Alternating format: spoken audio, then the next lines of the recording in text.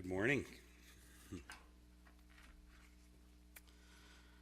You know, one of the things that so often happens after a tragedy like we saw this past week in Las Vegas, where a lone gunman, as you know, shot down and killed 59 people and sent another 200 plus to the hospital, is that it seems that as the days pass and the victims start to come to grips with what happened, we often start to hear these stories of people who heroically put their lives on the line, oftentimes for complete strangers. I heard this week of a 53-year-old Philadelphian financial planner who threw himself on top of a younger couple who had ducked down to protect themselves from the bullets. And this week he was asked why he did it, and he said, because I'm 53 and they're in their 20s, and I'm so thankful to God for the life that he's already given me, that I'd rather them have the opportunity to live longer than myself.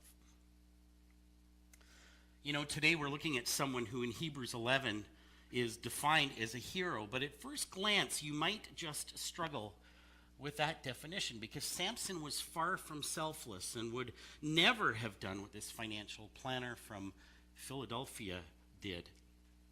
In fact, Samson was selfish, always looking out for number one, and he was like that for most of his life. And this hero of faith could easily have been called the original man of steel because of his incredible strength. But, you know, in many ways, he certainly wasn't someone whose life you would want to pattern yours after. You know, so often when we remember the story of Samson, maybe you're like this, but we remember the Sunday school lessons, right, that we were taught when we were young. We remember that strange guy that God told, don't ever cut your hair. And that's what, you know, guys, that's what we told our folks, you know, justification. I don't want to get my hair cut. Worked for Samson. But, you know, we also know that God had told him this, and he was granted this supernatural strength as long as he didn't cut his hair. For some of us, that might even have been the good old days in Sunday school where they still used flannel graft. Remember that? Remember that fun little thing that they used? Well, understand that that story that you heard way back when in Sunday school was the G-rated version of the story. The story that you heard was likely the version that would have been created if Disney had ever decided to do a remake of that true story. But in reality, the true story of Samson, as it's told in the Old Testament book of Judges, is far from that. If it were ever to be made into a movie, it would likely come with a disturbing violence warning and an extreme language warning, and absolutely a cruelty to animals warning, as well as many other warnings, because that is who Samson was.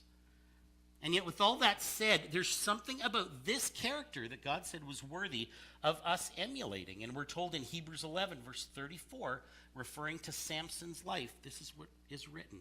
By faith out of weakness, he was made strong. And that's such a true statement about his life. He is a hero, but his journey into that status is filled with mistake after mistake after mistake. And yet God had a very specific plan for his life.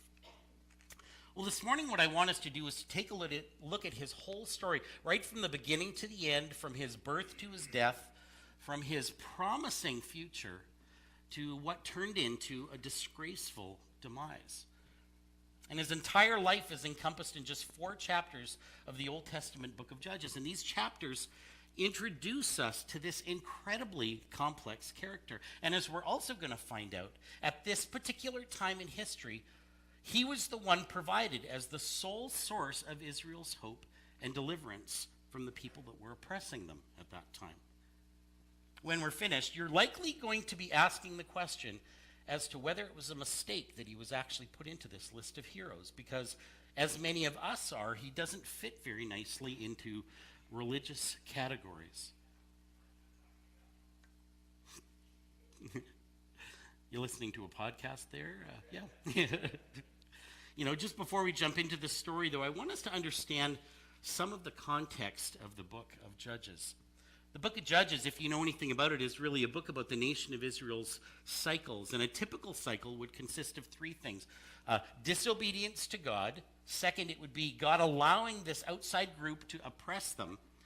And thirdly, deliverance from the oppressors. In the book of Judges, this cycle repeats itself actually 7 different times. Can you believe that? 7 different times that cycle repeats itself in this one book alone. The story of Samson actually occurs as the 7th and final cycle, and it starts in chapter 13, verse 1, and we're beginning to see this cycle, and it's written in starting in verse 13. Chapter 13 of Judges, starting at verse 1, and it says, "Again, the Israelites did evil in the eyes of the Lord, so the Lord delivered them into the hands of the Philistines for 40 years. Now, if you know anything about the Philistines, they were this wicked group of people that came out of Egypt. And if you were listening in your high school history class, then you'll likely know that they were closely related to the ancient Babylonians. And they were the sworn enemies of Israel.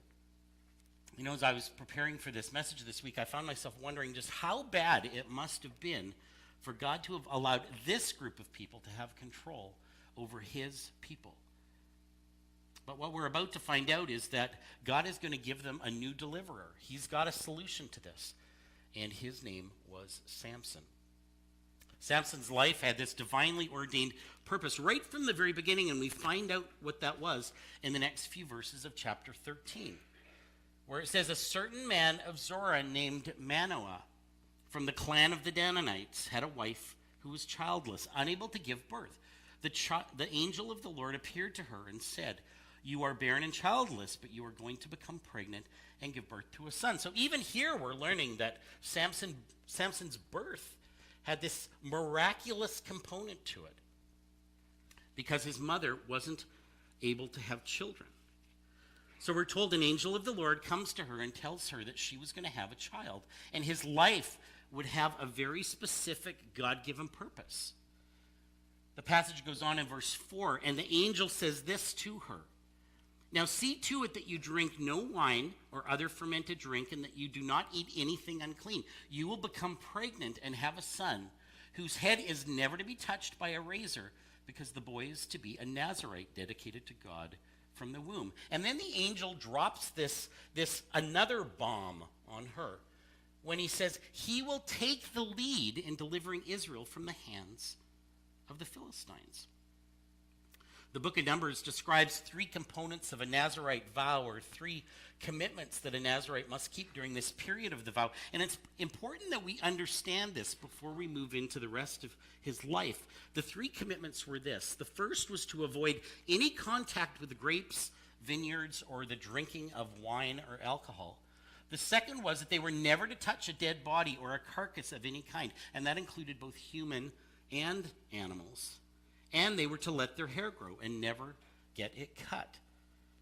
You see, the Nazirite vow was a vow of separation. It was a vow of complete commitment to God in everything. And the angel went on to tell his parents that Samson's vow was going to be a living example of God's presence to those who were part of the nation of Israel.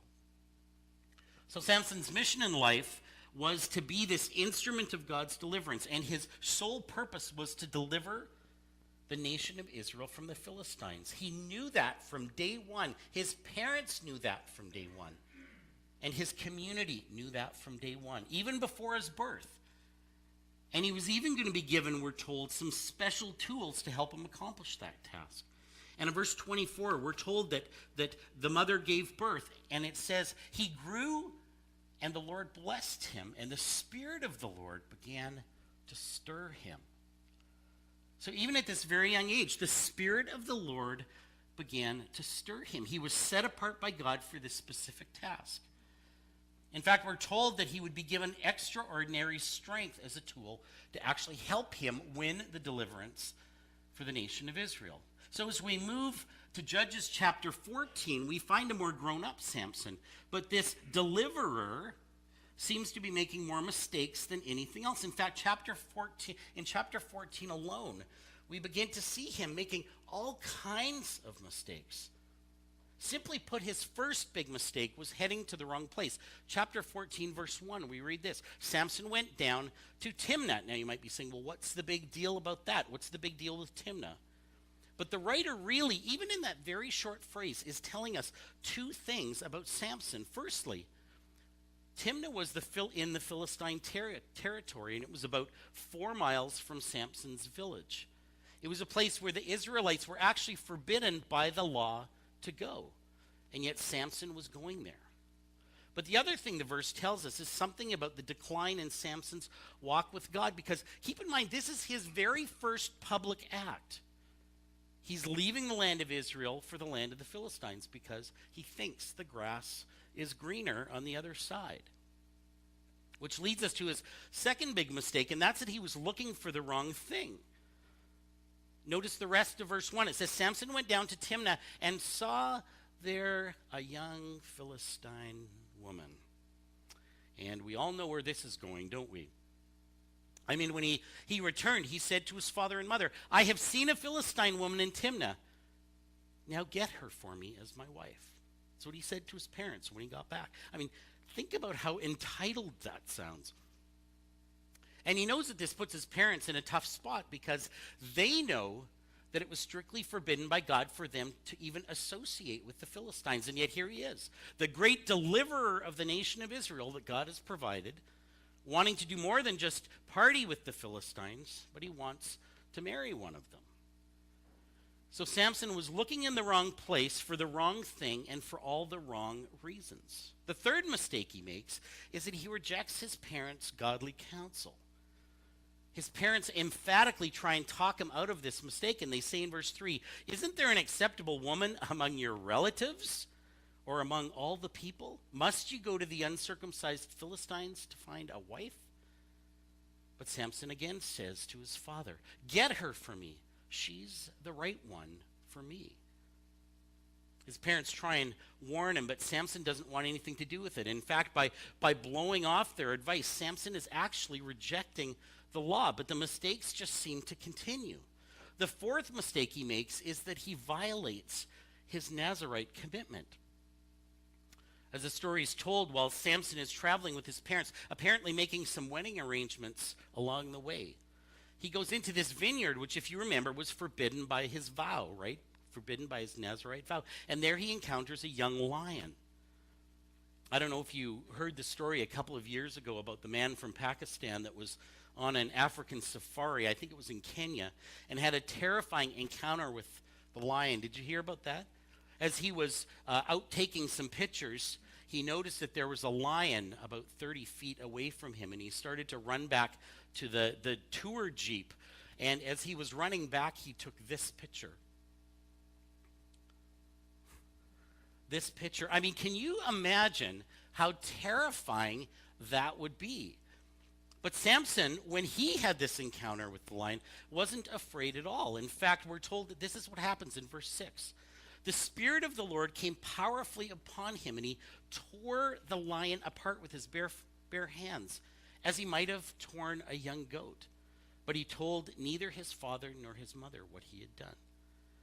So we're told that this superhuman strength that he had was actually the Spirit of God coming over him, likely giving him what he needed to protect himself in that moment. And he literally tears the lion apart with his bare hands. It's kind of interesting that we're also told that he told neither his father nor his mother what he had done. I mean, what do you make of that? He didn't want to tell his mom or dad about that. I mean, you would think that a son would be proud to tell his father something like that, don't you think? Well, he doesn't tell them because, first of all, he was in a vineyard, which was against his sworn vow. But secondly, because killing the lion meant that touching the dead corpse. And yet that was another violation of his Nazirite vow. If that's not bad enough, he does the same thing again in verse 9. And this time Samson is traveling alone, and he stops by that same vineyard. And we're told, starting in verse 8, sometime later he went back to marry her, obviously the Philistine woman. And so we can assume that it was very close to the time of the wedding. And he was walking through the same vineyard. He turned aside, the passage says, to look at the lion's carcass, the one that he had killed. And in it he saw a swarm of bees and some honey. He scooped out the honey with his hand and ate it as he went along. When he rejoined his parents, he gave them some, and they ate it too. But he did not tell them that he had taken the honey from the lion's carcass. So hear this. He finds that bees have built this huge honeycomb into the dried out carcass of the lion that he had killed. And he scoops some of it out and eats it as he walks along, once again coming into contact with a dead body, which was against his vow.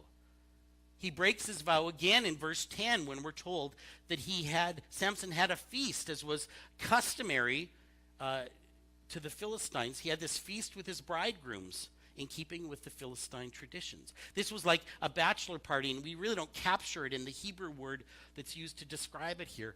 But this was a drinking bash. People were getting drunk. It was a huge party. And yet again, he violates his Nazirite vow, right, by getting drunk. At this point, the only one of his vows that he hasn't broken was what? He, up to this point, hasn't cut his hair yet. Well, the fifth mistake that he made was that he started to believe that he was invincible. He thought that he was Superman and that he had no kryptonite. We pick up the story in verse 11 on day 1 of the 7-day wedding feast, and Samson's partying with his 30 Philistine groomsmen. And he offers them a riddle, and he says, if you can figure this out by the end of the week, I'm going to take you out and I'm going to buy you all some new clothes.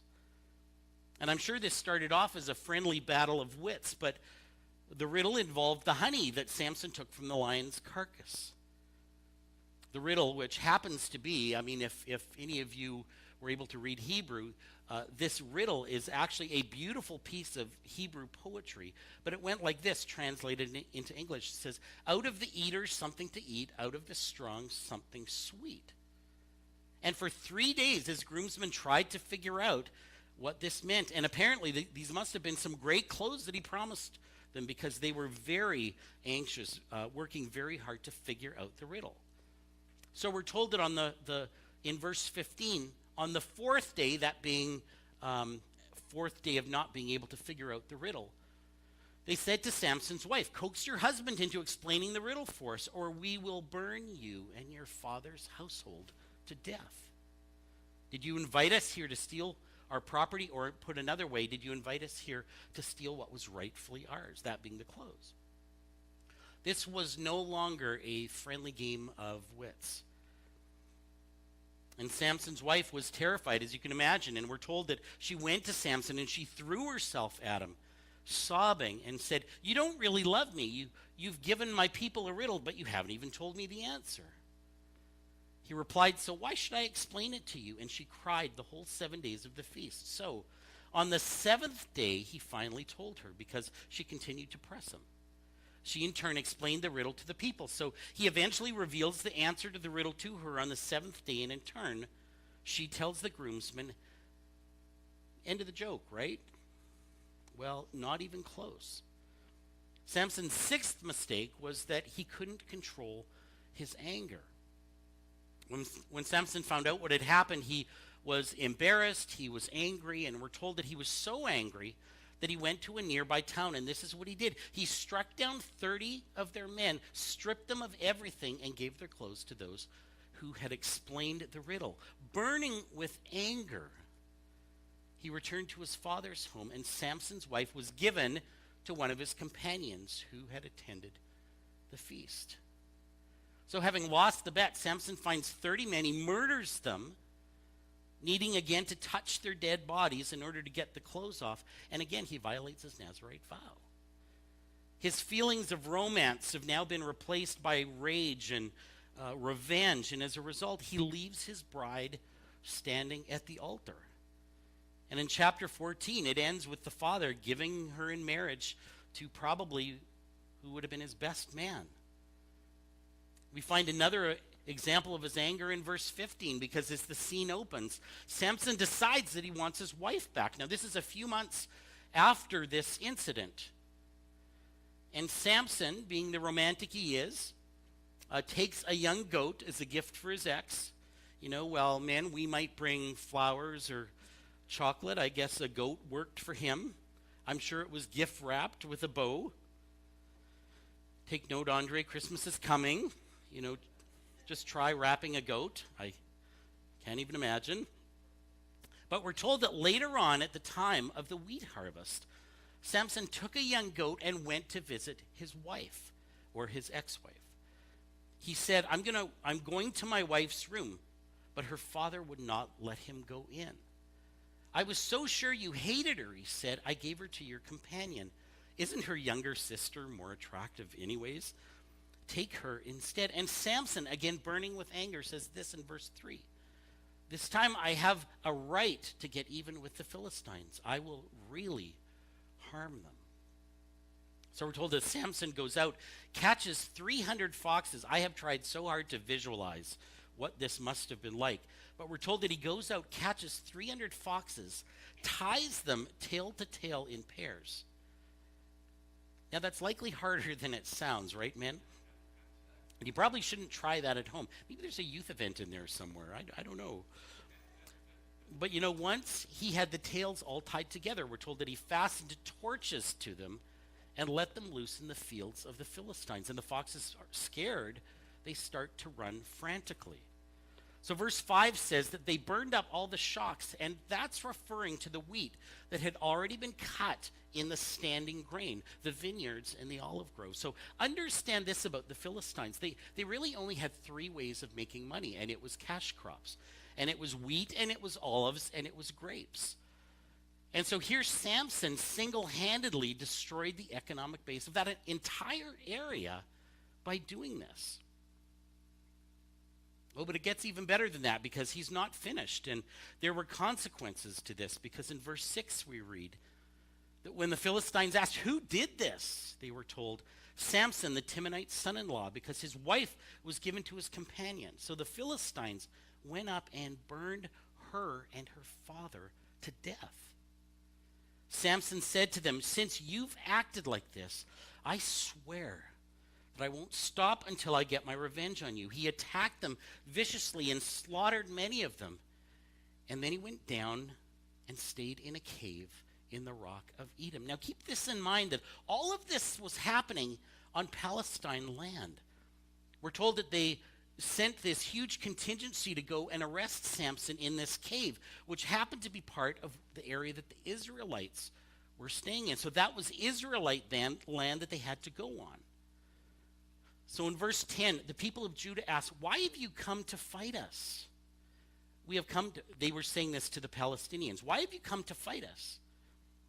We have come to take Samson prisoner, they answered, to do to him as he did to us. Then 3,000 men from Judah went down to the cave in the rock of Edom and said to Samson, don't you realize that the Philistines are rulers over us? What have you done to us? Keeping in mind, they knew he was their promised deliverer. And they're saying, what have you done? All they knew is that God had given him special strength to fulfill the purpose of delivering them from the Philistines who were oppressing them. What they're really saying is, Samson, what are you doing? What are you thinking? And he answered them. This is what he said. He answered, I merely did to them what they did to me. They said to him, we've come to tie you up and to hand you over to the Philistines. And Samson said, just swear to me that you won't kill me yourselves. Agreed, they answered. So this agreement was struck between the Philistines and Samson. And they bind him with these 2 new ropes, we're told, and they start to lead him away. And they hand him over to the Philistines. But after they hand him over to the Philistines, we're told that the ropes on his arms became like charred flax. And the bindings dropped from his hands. Finding a fresh jawbone of a donkey, he grabbed it and struck down about 1,000 men with it. You remember what Samson's purpose was? Why he had this miraculous birth, what he was created to do way back in verse 5? He said he will take the lead in delivering Israel from the hands of the Philistines. Is this what God was talking about? Killing about 1,000 of them with a donkey's jawbone? If Samson's story were to have ended here, would it be a story of triumph? We're told that in the beginning of chapter 16, the story continues. One day Samson went to Gaza, where he saw a prostitute. He went in to spend the night with her. His 7th mistake was that he couldn't control his lusts. Those lusts had had such a strong hold on him that they controlled him. And his old demons were alive and well and waiting once again to bring about this man's demise. Verse 2, the people of Gaza were told, Samson is here. So they surrounded the place and lay in wait for him all night at the gate. They made no move until night, saying, at dawn we will kill him.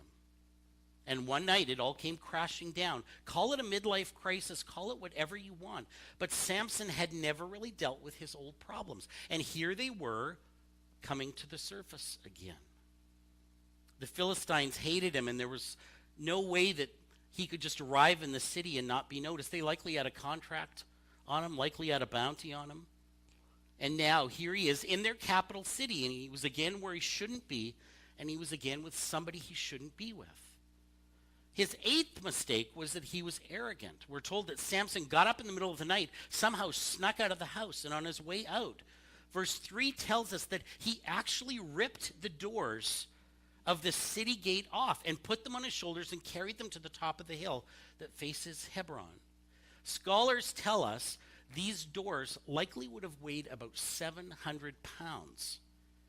So by carrying these doors of the city gate, Samson was really doing it to humiliate the Philistines, because Gaza, the capital city, was surrounded by this very thick wall, and the gate was the only way that people could get into the city.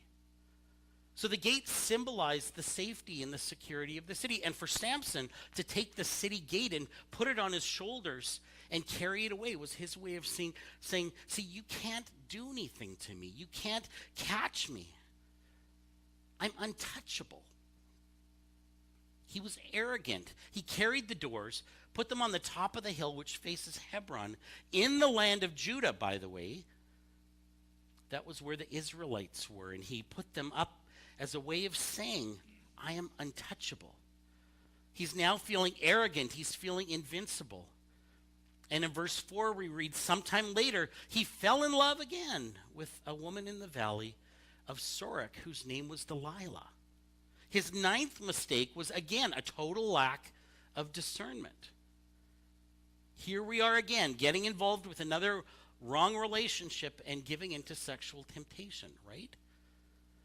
This was the third woman that he had gotten in trouble with, and all three times it was a Philistine woman. His 10th mistake was believing that he could play with this temptation. And the Palestine rulers who knew about Samson's fatal flaw, they came up with this brilliant plan. The Philistine governors each offered Delilah 1,100 shekels of silver if she could lure him into showing them the secret of his strength. In those days, an average person actually earned about 10 shekels of silver a year. So Delilah was really about to become a multimillionaire. In fact, by today's currency, this offer would have been worth between $14 and $15 million for her. And it's interesting. The name Delilah actually means weakness. You know, Delilah agrees to trick Samson into revealing the secret of his strength. And Samson kind of toys with her 3 times. But each time he gets closer and closer to telling her the truth. The first time he told her that if they bound him with fresh bowstrings, that he would be helpless and he'd lose all of his strength. The second time he says, if I were tied up with new ropes, I would become weak. Finally, he said that if 7 locks of his hair were woven into a web, he would be helpless. I mean, he thinks he's invincible, right? And he believes that he's strong enough to toy with this temptation. His 11th mistake is his pride. He reveals his secret, finally, to Delilah in order to save face. Verse 15 of chapter 16, it says, she said to him, how can you say that I love you when you won't confide in me? This is the 3rd time you've made a fool out of me and haven't told me the secret of your great strength. With such nagging, she prodded him day after day after day until he was sick to death of it, the passage says. So he told her everything. No razor has ever been used on my head. If my head were shaved, my strength would leave me, and I would become as weak as other men. She had what she wanted, right? And she was about to become a very, very wealthy woman. After Samson told her everything, the rulers of the Philistines came with the silver shekels in their hands. She puts him to sleep on her lap, we're told, and he doesn't have a clue what's about to happen. And you know, of all the mistakes that he made, this final one, number 12, is likely the most painful. Because Samson didn't realize what he had done until it was too late. As soon as he's sound asleep, she calls in a man to hack off his hair. And verse 19 says it plainly, his strength left him. So verse 20, then she, that being Delilah, called Samson, the Philistines are upon you. He woke up from his sleep and thought, I'll go out as before and I'll shake myself free. But he did not know that the Lord had left him. You know, that last phrase in verse 20, I think, is one of the saddest statements in the whole Old Testament. But he didn't know that the Lord had left him. He was so far gone that he didn't even realize that the Spirit of the Lord had left him. And I think too many Christians drift away from God and they don't even realize what they've done until it's too late. They don't appreciate what they had until it's gone. And remember that sin will always take you further than you want to go. There's no other way to put this, because what happens next, I mean, it is ugly. The Philistines have been waiting 20 years to get their revenge on this guy, 20 years of humiliation, and finally, they have him where they want him. And we're told in verse 21 that then the Philistines seized him. They gouged out his eyes and took him down to Gaza, binding him with bronze shackles. They set him to grinding grain in the prison. So first they mutilate him, they gouge out his eyes, they deport him, they take him down to Gaza, they incarcerate him. He was bound in these bronze shackles. And finally, they do to him what he had been doing to them, and that's they humiliate him.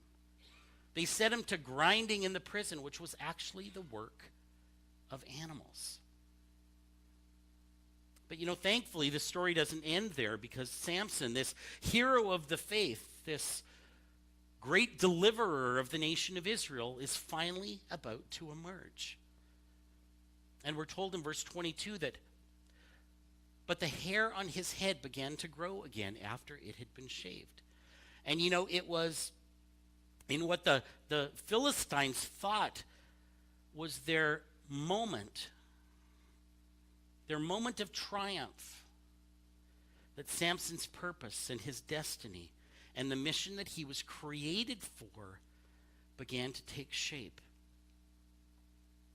We're told that the Philistines were praising their gods for giving them this great victory. They were thanking their gods for delivering Samson into their hands.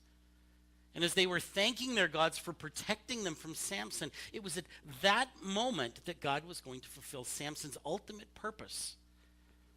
We're told that they were having this great celebration in the temple. Starting at verse 25, well, they were in high spirits. They shouted, "Bring out Samson to entertain us." So they called Samson out of the prison, and he performed for them. We really don't know what that means, but he performed for them. When they stood him among the pillars, Samson said to the servant who held his hand, "Put me where I can feel the pillars that support the temple, so that I may lean against them." Now the temple was crowded with men and women, it says. All the rulers of the Philistines were there, and on the roof were about 3,000 men and women watching Samson perform. And it was then that Samson did something that showed just how much being in prison for that short period of time had changed him. There's a beautiful prayer recorded in this passage, because he humbly comes before the Lord. And this is what he says. He says, "Sovereign Lord, remember me. Please, God, strengthen me just one more time." Then Samson reached towards the two central pillars on which the temple stood, bracing himself against them, his right hand on the one, his left hand on the other. And Samson said, "Let me die with the Philistines." Then he pushed with all his might, and down came the temple on the rulers and all the people in it. Thus he killed many more when he died than when he lived. I want you to take a look at this list. This is a list of the 12 mistakes that he made. Tell me, does this sound like a hero to you? I find it so interesting. The interesting thing about this story, and you might be sitting there thinking this as well, that Samson never really did fulfill his destiny or his purpose, did he? He never really did lead in the delivering Israel from the hands of the Philistines, right? Well, actually, what a lot of us don't realize is actually his actions did do that day. God in his sovereignty used Samson to fulfill his purpose. And Samson's death on that day, remember, along with the 3,000 plus people who were in that temple, most of them being the government officials, the military officials, and the religious leaders of that day. And as history tells us, this event impeded the action of the Philistines to the point where they never recovered from this. And there's a very interesting passage in 1 Samuel chapter 7 that I would encourage you to read, because that event marked the end of the Philistines. And it was what Samson did on that day by killing so many of the leaders that led to their eventual demise in the book of 1 Samuel. So tell me, is Samson a hero of the faith, do you think? Is he someone whose faith and example that we should emulate? Do you know what the moral of this story is? It really has less to do with Samson and everything to do with God. Because this passage is a living lesson in the grace of God, of how a man can be beaten and blinded and humiliated by his own repeated stupidity. He can reach the bottom, and yet he can turn around and discover that God was waiting for him all the time. In the end, all he did was turn around and find God there. So is he a hero worth emulating? Yeah, maybe he is, because in that defining moment of his life, he chose to say yes to God and fulfilled the purpose for which he was created. Even though he wasted so much of his life and spent so much of his years away from God, the God that miraculously called him into existence, and when it was all said and done, that God used him to accomplish the purpose that he was set out for. And you know, perhaps the greatest lesson from this story is that God would rather forgive you than judge you. And maybe you've shared in some of Samson's mistakes, or maybe you've made a number of your own. But I want you to hear this from this story this morning, that he wants to forgive you and help you get back on track so that you can fulfill the purpose for which God created you. And that is a wonderful, a beautiful lesson for all of us. Let's pray.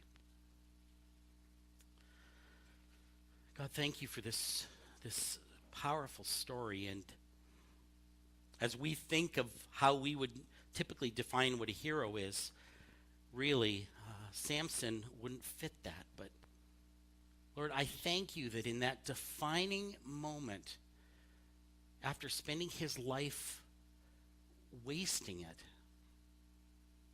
Father, that you were still able to take him and take his obedience and to fulfill the greater purpose that you had. Father, maybe there are people here this morning, maybe they can relate to Samson. Maybe they know that they have so much potential and that there are opportunities that you've put in front of them that they've said no to. Maybe it's a matter of just counting all the mistakes that they've made, Lord.